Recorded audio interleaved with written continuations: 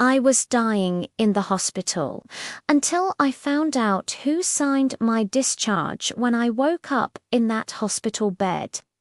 With tubes going in and out of my body, machines keeping me alive, I thought my family was moving heaven and earth to save me.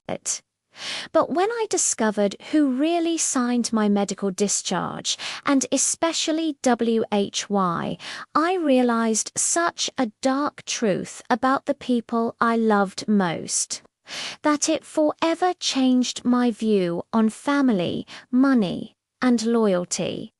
March 2023, I was driving home from work when a semi-truck ran a red light and hit me head-on. I woke up 3 days later in the ICU with fractured ribs, punctured lung, traumatic brain injury. The doctors were straight with my family. Critical condition, 2 months of hospitalization, expensive surgeries.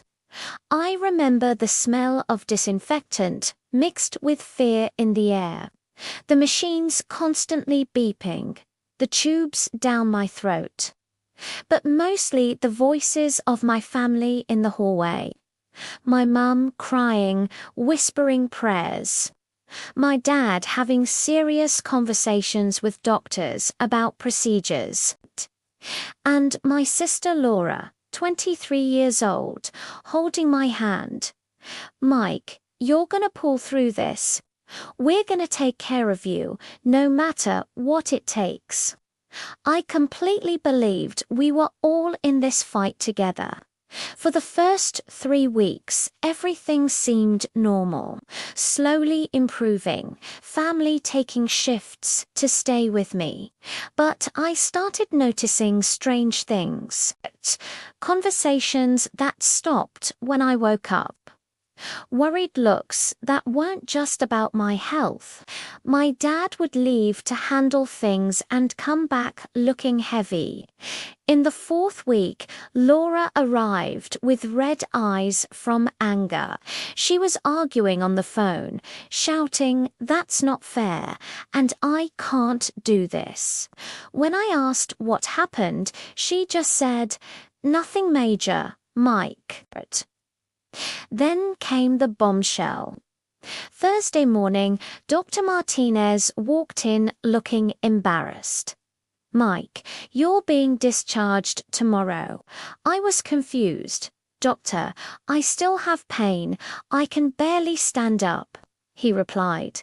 "Medically, I'd recommend at least 2 more weeks, but the decision has already been made by your family."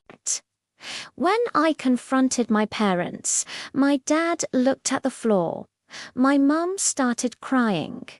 "Son, the situation is complicated." That's when Mrs. Johnson, a nurse, whispered, "In 30 years here, I've never seen someone sign a discharge so quickly. And it wasn't your parents who signed it, it was your sister. I requested the discharge documents." Laura's signature was there with a power of attorney I had never made. There was a handwritten note, "Inheritance beneficiary priority, asset preservation." I confronted Laura that night, with tears in her eyes from guilt. Not sadness, she told me the truth. Mike, Grandma Rose, passed away and left her inheritance just to me. The beach house, money. So use Grandma's money. And came the final blow.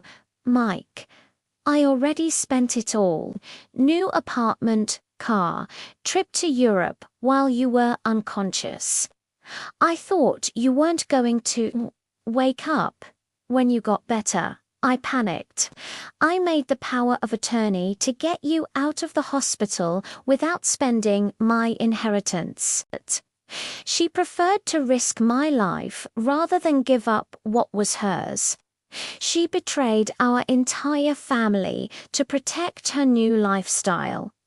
I was discharged the next day. At home, my recovery was hell. I got infections in my surgical sites, had to go back to the ER 3 times. What should have been smooth in the hospital became months of suffering. My parents were devastated when they found out the truth. Laura tried to justify herself, promised to fix things later, but it never happened. But life brought justice. 6 months later, Laura knocked on my door, crying, desperate. Aggressive cancer, expensive treatment, insurance denying coverage. Apartment financed, broke and sick. Mike, can you forgive me? Help me. I could have done to her what she did to me. But you know what I did? I helped. Paid for treatment, took care of her during chemo, because I learned being better than someone doesn't mean becoming like that person. Laura recovered and now volunteers at hospitals. We reconciled partially, I forgave, but never forgot. Trust is like a vase. You can glue it back together, but the cracks always remain. This experience taught me that money reveals people's true character. Laura chose money when I was vulnerable. I chose love when she was vulnerable.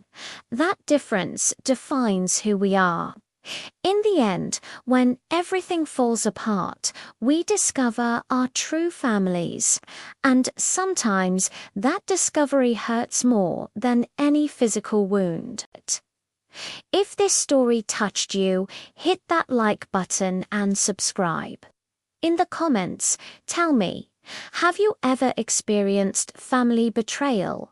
How did you handle it?